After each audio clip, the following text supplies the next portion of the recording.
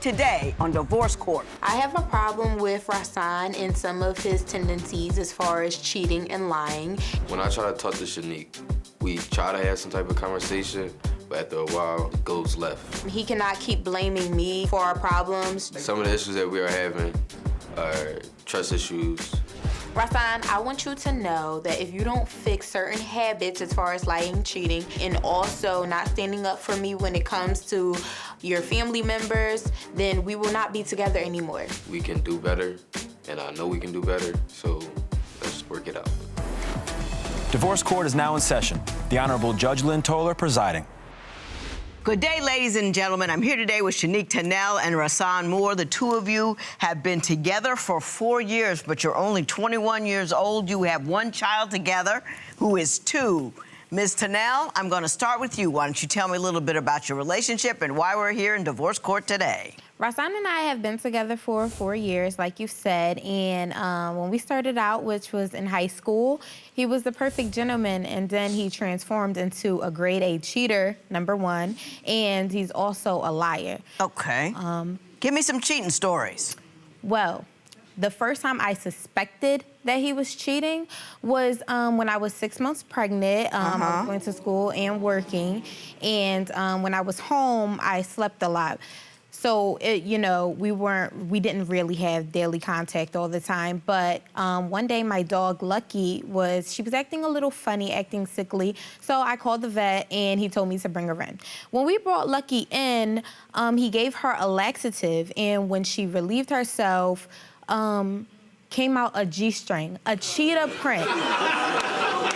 A cheetah print G-string that was a few sizes too small for me. So when I got home, I confronted him about it. And of course, he tried to say that it was mine, but I do not wear G-strings that are cheetah print.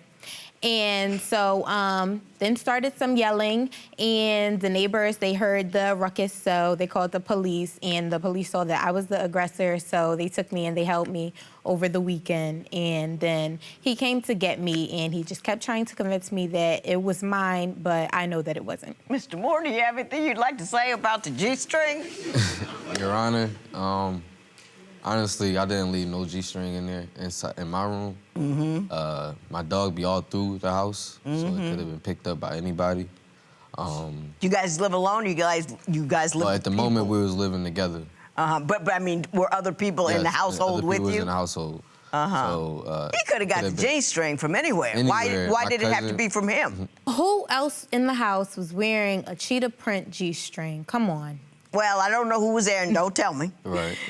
So, Ms. Tennell, why don't you tell me another cheating story, because that one's suspect. When I actually caught him in the act, which was about last year, we were on the terms of breaking up, but we weren't exactly there yet. He had been acting funny, and this one particular day, he wasn't answering my phone calls. So I decided to pop up at his mom's house because he was there at the moment. So when I arrived to his mom's house, his family members were in the house, but he was nowhere to be found. So I went downstairs, and I looked on the bed, and I saw a baby. And this baby wasn't my baby. So I went back upstairs, and I asked whose family members whose baby was that. And they replied to me that it was the girl that Rasaan had over that day, and that they went somewhere and they'd be back shortly. So they came in the house, him and the girl, and there was a big altercation, and he wound up defending the girl against me, and that's when we officially broke up. Okay, Mr. Moore, what's your version of that event? Your Honor, I feel as if you make it seem like you don't want to be with me or in the situation. So you guys were kind of breaking up, in the process of breaking up. Yeah. So you think, I'm going to go ahead and move forward. Were you guys in the process of breaking up? We were, but we weren't there yet, and we didn't cross the lines of moving on either. Well, I wasn't literally... Well, where is that line?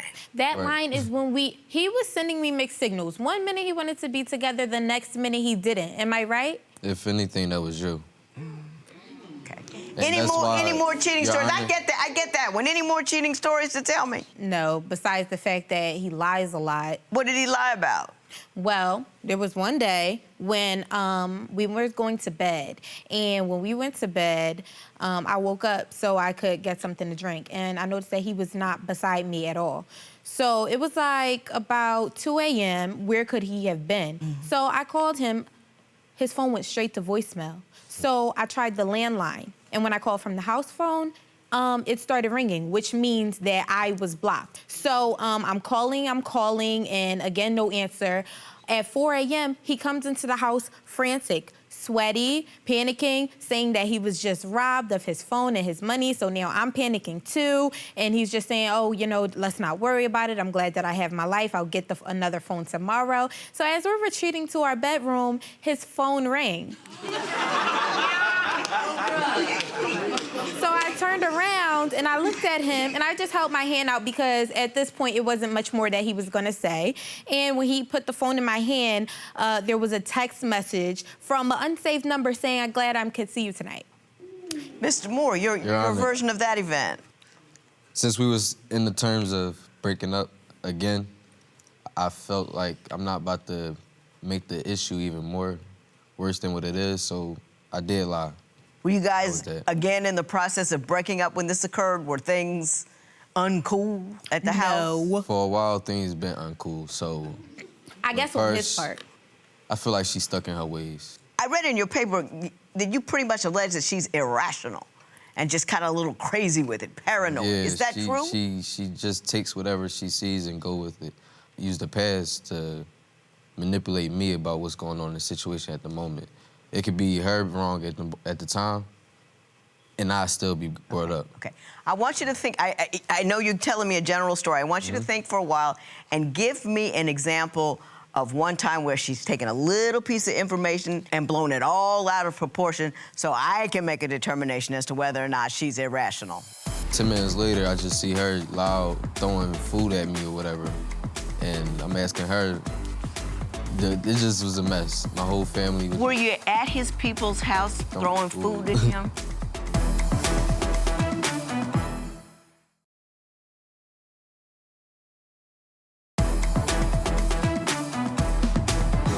So, Mr. Moore, tell me a story that would show me how irrational she can be. She actually made up a scenario thinking I was flirting with a female when I stepped away from her. Where were you? We was at the beach. On the boardwalk. We was enjoying our time. I actually have a photo of us enjoying our time before she wanted to step out of line. But what happened? We was enjoying ourselves. I actually went up to the boardwalk to get us some ice cream, and nice picture. Some lady had stopped me and asked me where did I get the ice cream from. The boardwalk is very crowded. Right. There's a lot of stores, so you wouldn't know exactly where the actual store is. I'm giving her directions. On my way to Shanique, I see her just looking very furious and not understanding why I got 2 ice creams in my hand. She walks up to me and says I was flirting with a female, slaps the ice cream out of my hand. Ms. Danelle, did that happen? I mean, yeah, but I mean, how long does it take to give directions? You were just there getting the ice cream. How long did it take? You What did you think he was doing? He's got 2 ice cream cones in his hand. It's hot out. You at the beach. He said, what do you think he was doing? Well, he's capable. I took down on numbers at the time. I got 2 ice cream cones. He's capable of anything, Your Honor. So I just didn't believe that he was just capable of directions. anything. What made you think it was something other than he's got 2 ice cream cones, you got a kid there, you're on the beach, a woman stops him, and they have a little bit of a conversation. What do you think he was doing? She may have been drunk, Your Honor. Mr. Moore, I don't need any help. Thank you.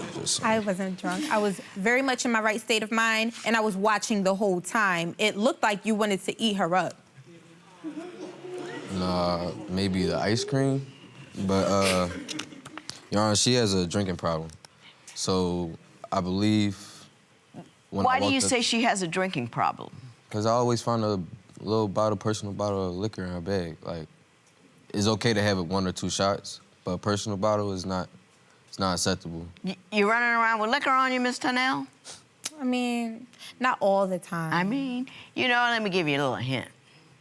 You in court, you somewhere, and you want somebody to believe you, don't start with, I mean, because they know you're not, okay? You know that they know you're trying to minimize the story. So you do drink? Yes. A little too much. A little too much? I have a time when she actually made a big ruckus in a family household. It was Thanksgiving. I see her getting a little tipsy. We all enjoying ourselves, but my family, they know how she get. I know how she get. I pulled her to the side, asked her if she could, like, settle down. Let's just enjoy our family time. And she asked me to off. I'm not trying to make it too deep than what it is. We're in the corner and everything, so I'm just trying to keep it cordial. 10 minutes later, I just see her loud throwing food at me or whatever. And I'm asking her, it just was a mess. My whole family was. Were you at his people's house throwing food at him? Yes. And that's exactly why my family. Do you remember why you were throwing food at him? Yes, I do. And tell me why. You was drunk.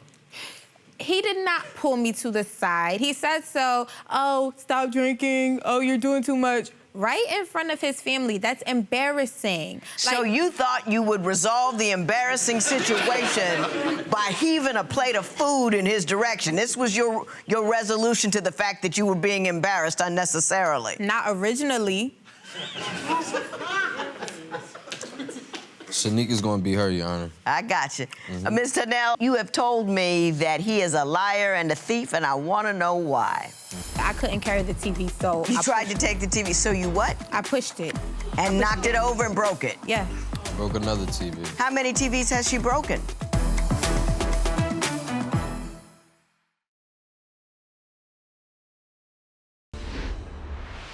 Tell me why you say Mr. Moore is a liar and a thief. Okay, so this one time, it's around Christmas time, and he was doing the shopping for our son. And we had already established how much money we were going to spend and how much I was going to put to it and how much he was going to put to it. So on the day of Sunday dinner, we were going over to his mom's house for Sunday dinner. I'm not sure why, she can't really cook.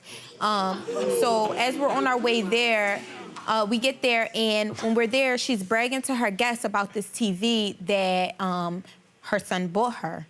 And me knowing that his money went to bills, rent, and things of that sort, I asked him, well, where did you get the money for that TV? And he told me, I used half of your money for it, and I was gonna tell you, and I was gonna, give you the money back, but I did it because, our son broke my mom's TV a few months ago, so I was just, replacing it. And I thought, well, why didn't you tell me that you were about to do this? You didn't, let me know. You didn't inform me in any way whatsoever.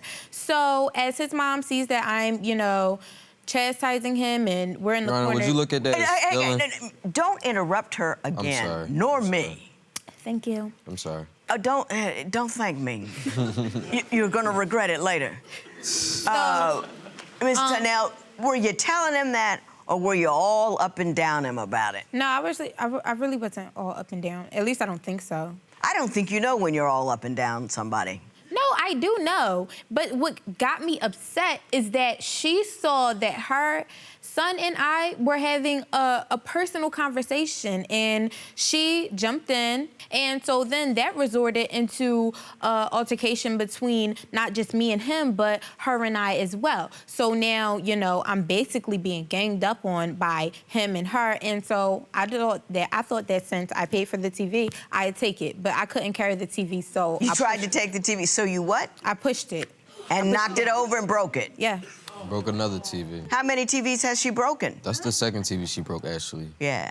Is it the second television that you broke? No. Have you broken other items in the home? Yes. Do you see any problem with that? I see that I've been provoked at times. I think she's controlling, and I think she just trying to take the lead in this relationship. I feel like I'm the man in this relationship. So you believe you should be the leader? I mean, we equal at the same time, but I should lead as an example and let it be known. Well, that's a mistake. You know what I mean? I mean, even if you're going biblically, let me tell you what. He says a husband leads his wife, not the boyfriend, not the guy who got knocked her up. You have to commit your life to her before God meaningfully in order to be able to lead anybody. You don't lead no girlfriend. You don't get that kind of right, lead the girlfriend. I mean, it's another story biblically we can talk about whether you lead or not, but you can't be a boyfriend, knock somebody up, and call yourself a leader biblically, because that ain't true. But, Your Honor. What? I feel like I deserve that position, and I don't mind putting a ring on her finger if things get better. You don't deserve, you earn. I earn it. Either you are her husband or you're not, and you're not. Right. You shut me up.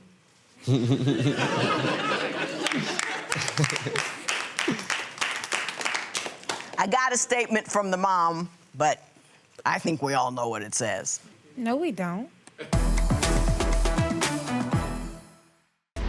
Divorce Court will be right back.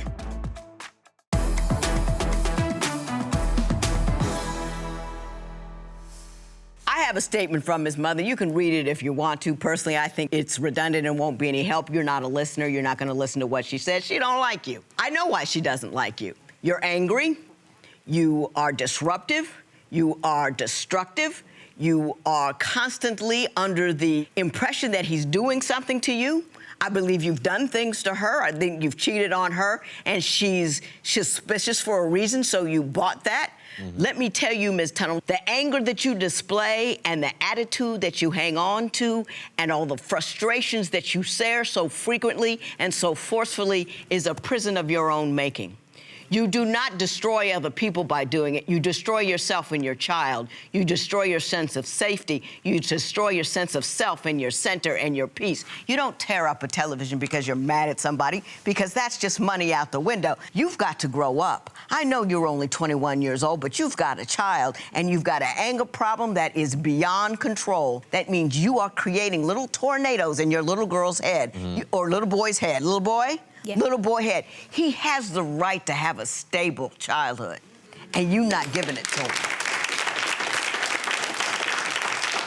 And you're not angry because that doesn't make you strong and assertive and not take no stuff. It just means I'm scared, I'm scared. And there's this certain strata of young women out there who go in every relationship scared to death. So they look and they search and they don't look for birth control, they look for text messages. I think it's crazy. He cheats, you leave. You don't have a baby with him because you look for birth control first. Do you see what I'm saying? You with me? I'm talking power. I'm talking real power. Real power is not broken TVs. Real power is not loud words. Real power is not GPS. Real power is having an education and no obligations and sitting back and saying, brother, if you can't do right, step. That's power. Your Honor. You can't lead if you're not a man. You can't lead if you're not married. You plant seeds of distrust. That's what you grow. Okay. This matter is adjourned. Judge Lynn spoke about, you having to become a husband in order for you to be a man and lead. What's your response to that? I love Shanique, and if it could be better, I'd definitely marry her. Judge Lynn, she gave you the hard truth there, and so did his mother. Her advice here is that she thinks you guys should go your separate ways, that you don't belong together. It's not really his mom's decision whether we're going to remain together or not. Furthermore, she can keep her opinions to herself.